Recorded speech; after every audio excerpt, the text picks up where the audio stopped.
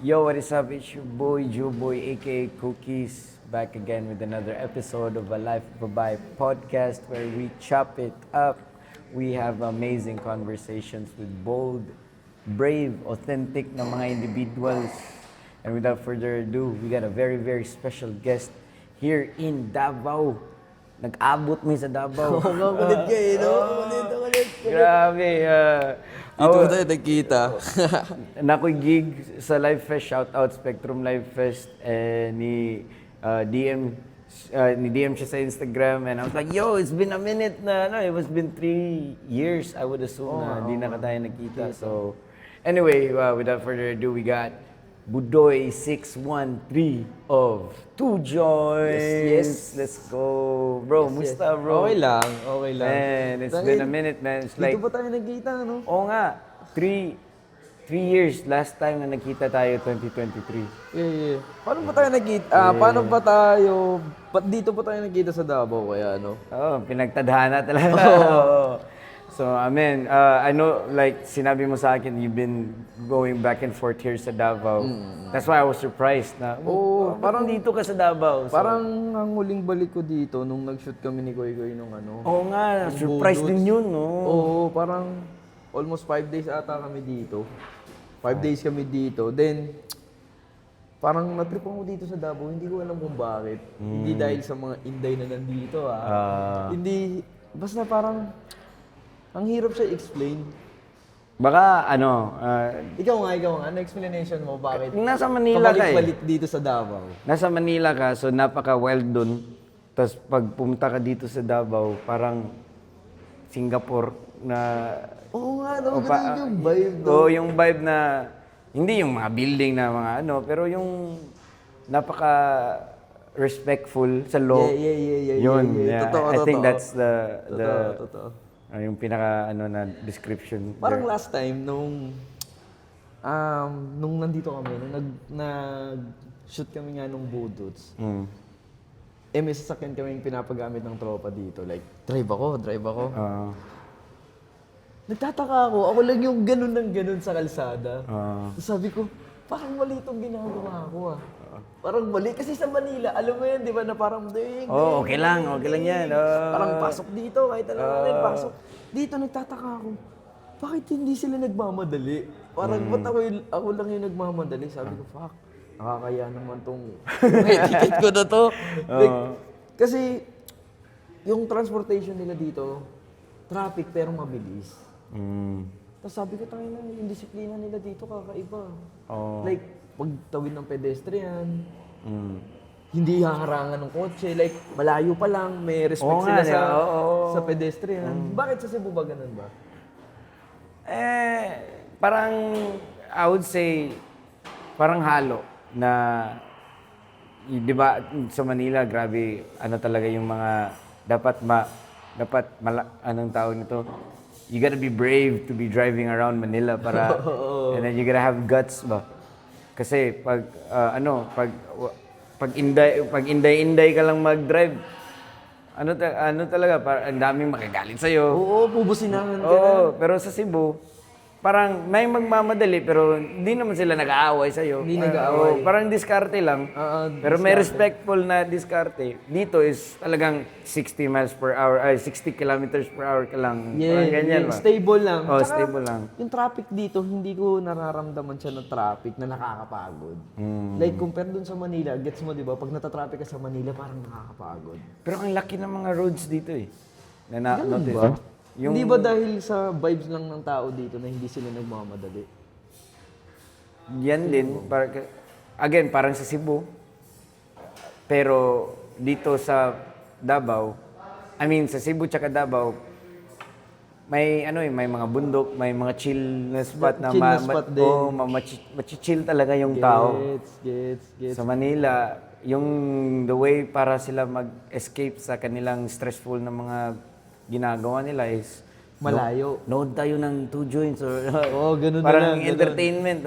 Nood tayo Gets. ng concert. Nood tayo ng Gets. so Oo, kasi napansin ko din yun na dito, hindi nagmamadali yung tao.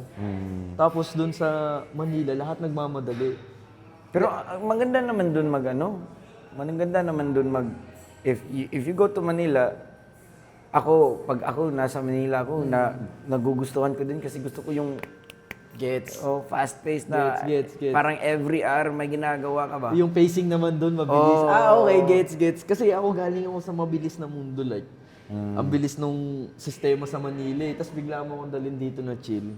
Parang magugustuhan ko nga, di ba, gaya ng sabi mo na pag dinala ka sa Manila, Para bigla ding, kang makukomportable sa bilis naman. para ding sa sa New York, Manila or Hong Kong Hindi pa ako nakapunta ng Hong Kong. parang ganyan, parang mga ants ba? Mga umigas or anong Tagalog niyan? Mga Saan? langgam? Langgam. Langgam ba yung mga Maliliit. Lahi- Amigas. iba dito yung langgam dito lumilipad. Ano ba ang langgam? Langgam bird. Bird, dito sa gets. Davao. Oh. Pero I mean ang Bisaya. Pero yeah, parang langgam yung mga tao. Pag napunta ka dito, bang, naging chill, naging butterfly. Naging butterfly. Naging- Doon na lang yung lipad do. Oo, pero Yo, happy birthday nga pala. Oh, Anong yeah, event no? mo, happy birthday. Tangina na, ang kulit na ito, guys. Napanood ko siya na nagtinda siya ng live merch. sailing. Kwento mo nga yun kung ano yung ginawa mo. So, ito kasi nangyari. Yung Spectrum, shoutout Spectrum Life Fest. Yung each artist, gusto nilang may ginagawa na pakulo ba? Para to stretch out the time. And yung I think Wolfgang, shoutout Wolfgang, yung pakulo nila, I think may banda sila. Tapos Delinquent Society, shoutout Delinquent Society. Yung ginagawa nila is parang ang daming mga tao, mga mob. Yung parang Kanye West na all day, na ganyan na vibes. No? Tapos yung sa Mid-Nasty, parang ang daming mga flowers doon, bro. Tapos binibigay sa mga babae. Lami siyang may hana. Yun yung kanta, yung isa sa mga hit songs nila is lami siyang bayhana. Lami siyang bayhana. So, ako parang, anong gagawin ko dito? Wala akong Pas napaisip ko lang kasi may dala akong merch eh. Kulit talaga, ang galing. Kaya pakinggan nyo to, pakinggan nyo to. May dala akong merch. Paano to? Sakto. Sponsored by TikTok pala tong live na na festival. So TikTok live sailing na lang ako. So ginagawa ko, dinala ko lahat yung mga stocks ko na dinala ko. Nilagay ko sa stage. Tapos sabi ko, okay, sinong gusto ng t-shirt? Kala nila magpapabigay lang ako. Ang dami sumisigaw. 500 lang to. Kala nyo Pero pag bumili ka dito, kita mo yung VIP dyan, wala yan sa t-shirt ko. Pag bumili ka, super duper VIP ka kasi backstage ka. Tapos nakakasama mo pa yung mga artist. I think, nabenta ko mga 5. Lima. Sa stage mismo, di ba? Pinagkat mo sila? Nasa backstage talaga sila. So, yun. So, shout out sa mga bumibili.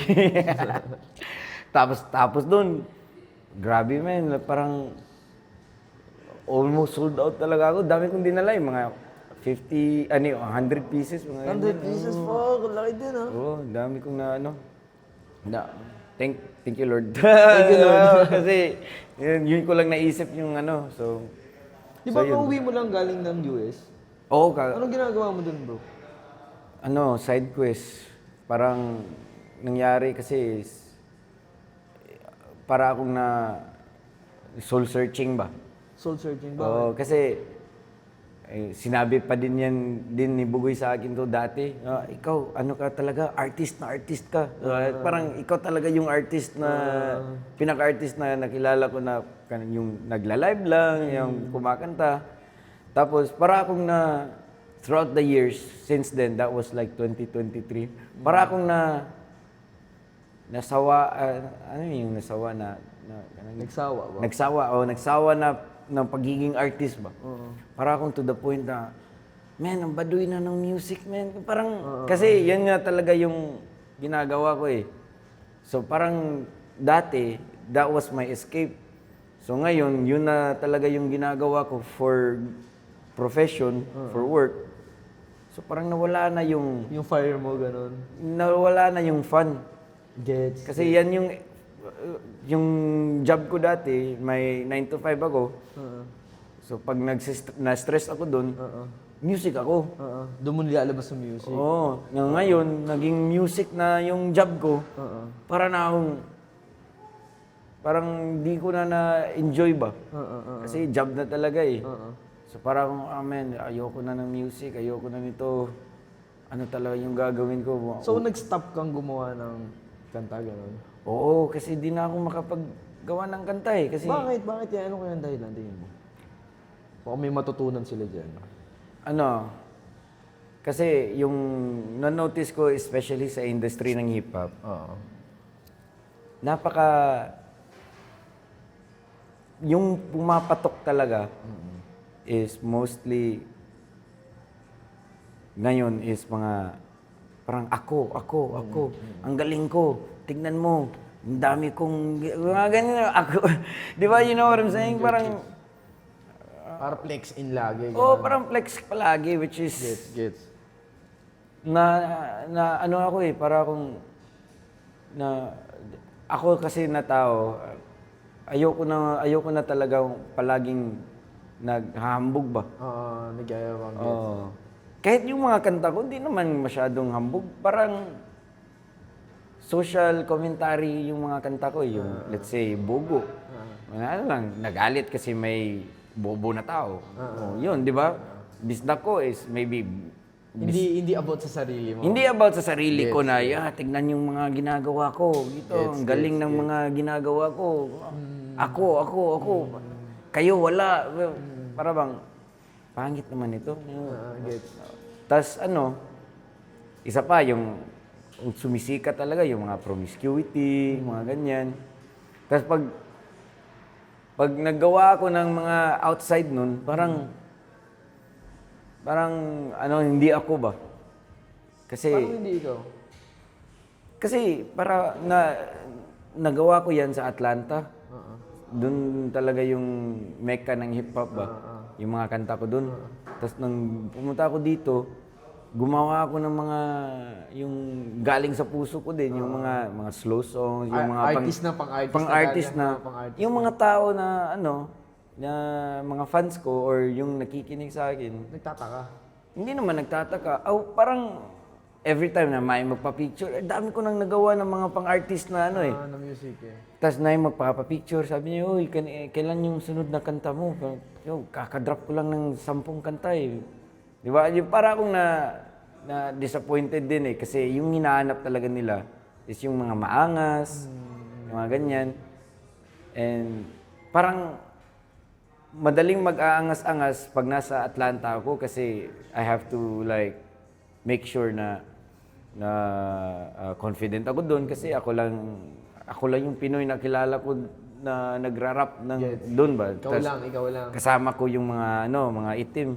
Pero dito iba ako dito eh, para akong Pilipinas version dito. So, Ano tingin mo?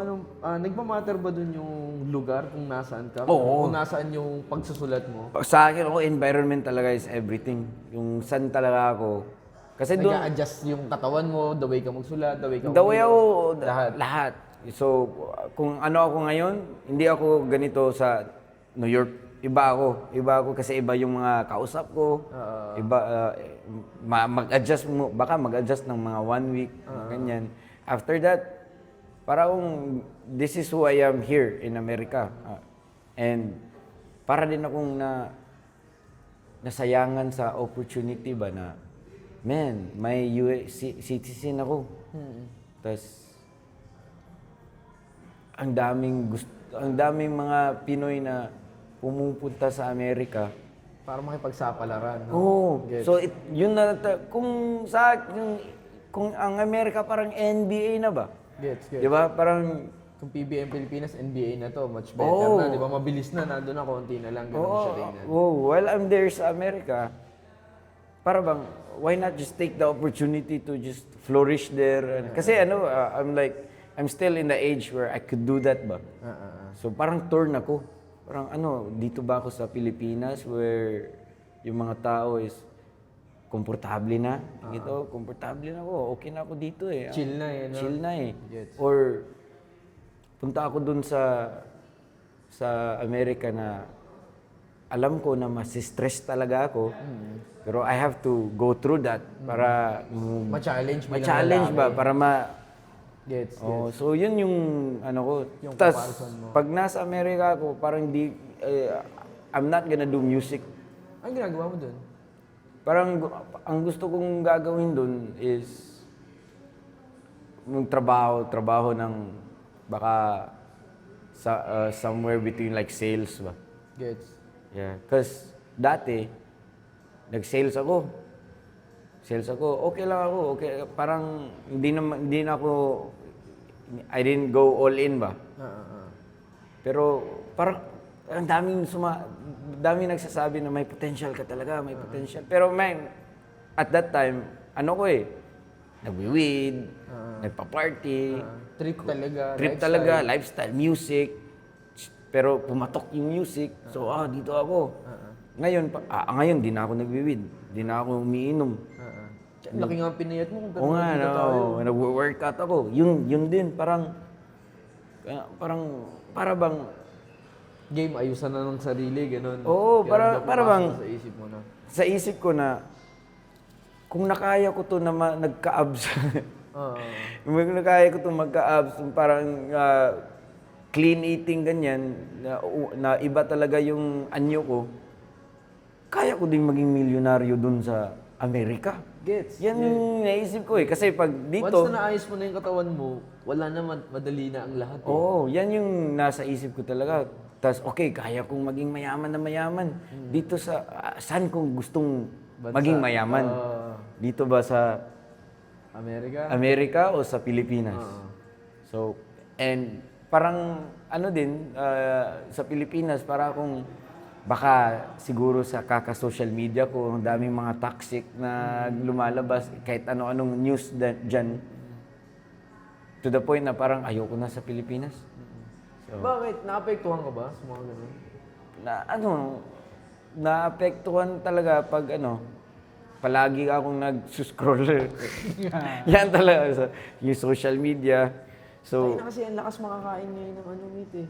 Like, ngayon yung mundo ngayon, parang, kunwari ako yung nagsi-cellphone, kung nakain ako ng social media, parang feeling ko kailangan ko na mag-adjust para sa social media. Oo nga. Kaya ang daming nahihirapan na tao eh. Yung pinag-usapan natin nung last nakaraan.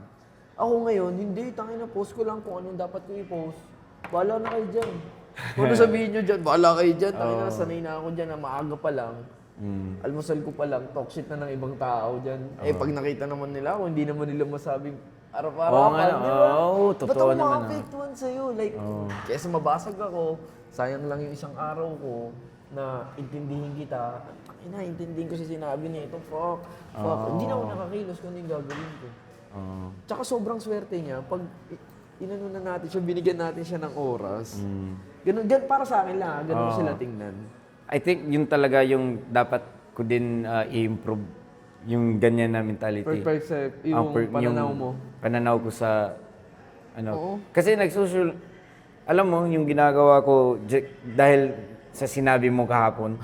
Dapat ka nag-vlog, dapat ka Explain mo ngayon kung ano yung sinabi ko sa'yo after ng perform niya nung sa stage. Parang may mali sabi ko sa kanya. Kwento mo sabi kung ano niya, men, dapat ka talaga nagba-vlog, men. Dapat mo talagang nilalagay yan sa... Kung ano nangyayari. Kung ano nangyayari. Dapat document ka talaga. Oo. And wag ka nang wag nang maraming... Ano tawag nito? Yung maraming arte na... Oo, maraming iniisip. Kasi explanation ko sa kanya, explanation ko kay Cookie. Sabi ko, wala kang nagko-content sa'yo dito. Wala man lang kahit anong nangyari dito. Wala. Oh, thank you. Yo. Sige, dyan na lang. Yo, nandito kasi kami, magla-lunch kami ni Cookie. Oo nga eh. Mamaya flight niya na, nag-DM siya sa akin na lunch. Kung pwede mag-lunch. Let's go, sabay na natin Sabay ng ang podcast. Oh. So, yun.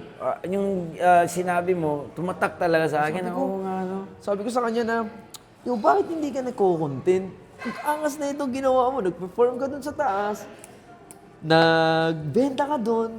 Pagkabenta mo rito, nilapitan ka ng tao, nagbenta.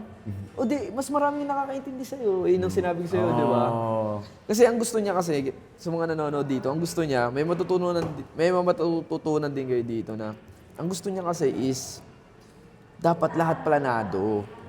Hindi ko naman sinasabing, same sa ginagawa namin, kumbaga na, plain lang yan, para mas nakakasama mo yung tao.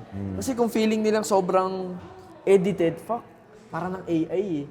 Pero kung sobrang raw, yung sa mga nanonood, parang feeling nila, kasama nila tayo. Parang ngayon, tignan mo, feeling nila, isa sila dun sa nakaupo na table at nakikinig sa atin. Like, ganun lang ba? Ayun o, sige, kwento mo sa kanila yun. Well, dahil sinabi mo yan, kahapon, nag-vlog talaga ako. Nag-vlog talaga. So, yeah, tas yung ano, di ba, kakasabi ko lang, kasi social media. Pero dahil wala na akong time mag-social media kasi nag-edit na ako ng vlog. So, para akong...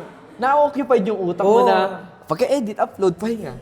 Kaysa mo, kukonsume mo yung sarili mo ng scroll. So para bang, kasi yan talaga, di ba, wala na ako, di na ako umiinom, di na ako nagwiwid, di na ako nagnigarilyo. So, yung para sa akin, men, social media na talaga yung parang final boss na dapat i-quit ko. Pero paano to? Dinidelete ko. Pero parang nag-upload na naman, ay parang dina-download ko na naman. So yun, nung sinabi mo na magbablog, nag-try ako mag-vlog, edit. So para bang wala na akong time mag-social media. Oo nga, mas productive pa. So, tsaka makakatulong pa sa future mo. Oo nga eh. Diba? Kasi tingnan mo, mag-scroll tayo. Putang ina, hindi naman depressed. Paano ba yung term? Like, parang hindi ka maiinggit Like, parang manggigigil ka lagi na gusto ko din may ganito ako. Like, totoo, man. Sinasabi ko nga sa mga nakakausap ko eh. Sabi ko, ang social media, pressure yan. Papatayin kayo maaga niyan para mag-overthink. Kasi, kung ano yung makita mo dyan, kung anong makita nyo dito, kung anong makita dito, gusto mo may ganyan ka. Gusto mo may ganun ka. Oo, totoo. Di ba yung ganito natin, Ay, hindi, tuloy lang. Alright. Alright. Thank you. Yes, sir. Yun, sige. Yun, sinasabi ko na, Pucha, makakasira talaga to. Nakakabagal. Like, yung sinasabi ko nga sa mga nakakausap ko hindi nyo na ang ginagawa nyo na, suggestion na ng tao yung gagawin nyo. Parang na kayong puppet ng internet. Men, ako yung sinasabi mo ngayon Hindi, Totoo Kung natatawaan, hindi ikaw Hindi, natatamaan talaga ako. Pero at the same time, parang totoo. Makes sense, di ba, mate? Makes sense. Bakit ako mag-a-adjust sa'yo? Artist ako Kaya nyo nga ako gusto kasi na-execute ko yung gusto ko Like, parang ako, sinasabi din nila sa akin na, ito gawin mo. Hindi nyo ako masaya dyan No.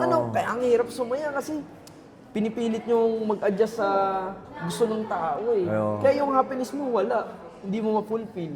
Hindi ka tulad ng gawin mo yan, upload mo yan, masaya ako dyan kahit anong sabihin nyo. Totoo. Gets mo ba? Yeah. Yun, parang ganun yung pananaw ko para lang sa akin Like, hindi na ako mag-a-adjust sa inyo, bahala kayo dyan. Kung ayaw nyo ako, hindi ayaw nyo ako. Kung gusto nyo ako, thank you, gusto ko din kayo. So sa mga nanonood dyan, dapat, wag kayong mag-adjust, di ba? Wag kayong... Wag mong gawin yan para sa kanila, gawin mo yan para sa sarili mo. So, pero at the same time, medyo din yan para akong paano pag mali yung ginagawa ko, di ba? Hindi, bilang matalino ka, ikaw lang din naman makakapag-maniobra ng problema na yun kung may nagawa kang mali. Kasi ikaw nagdesisyon Kesa naman desisyon nila ang susundin mo, o paano ko masusolusyonan to pag nagka-problema? Like something na, kunwari, gusto ko tong damit na to Kahit anong sabihin nyo dyan, wala kayong magagawa, damit ko to Damit ito yung gusto ko kunyari, gusto kong naka-jacket ako sa kainitan. Gusto ko to Kasalanan ko kung naiinitan ako, hindi nyo kasalanan. Totoo. Gets mo, kunyari, babae, magsuot siya ng brat panty dyan. Ang sinasabi ko, kunyari, babae ko, sasabihin, magsusuot sila ng, Daddy, gusto ko magsuot na ito. Suot Huwag mo isipin kung ano sasabihin ng iba, pakialam nila. Gets mo, like, makita ka dyan, hindi naman sila yung nababastos eh. Kung may sabihin sa yung bastos, sa'yo yun, hindi naman para sa kanila eh. Huwag lang sila mag-bra and panty sa restaurant siguro. Or... Oo, hindi naman. I mean yung parang, kunyari, labas sa ibang bansa. Oo, manglabas-labas. Wala naman sila Totoo. dyan eh. Parang, yun nga, gaya ng sinusuot, di ba? Wala, kaya gawin nyo lang yung gusto nyong gawin. Pero make sure, dapat alam nyo kung problema ba yung gagawin nyo o hindi problema. Huwag din kayong, baka pakinggan nyo kagad yung sinabi ko na gawin mo lahat, kahit ano gusto mo, hindi. Lagyan mo pa rin ng boundaries. Kumbaga, lagyan mo rin ng limitation. Like, yung ang point ko lang dito, wala kang pakialam sa sasabihin ng iba. Totoo. And going back sa social media, parang ang nangyayari is na occupy na talaga yung mind natin sa mga, let's say, nag-post tayo ng content. So, yung mga pinagsasabi nila, parang doon na yung, parang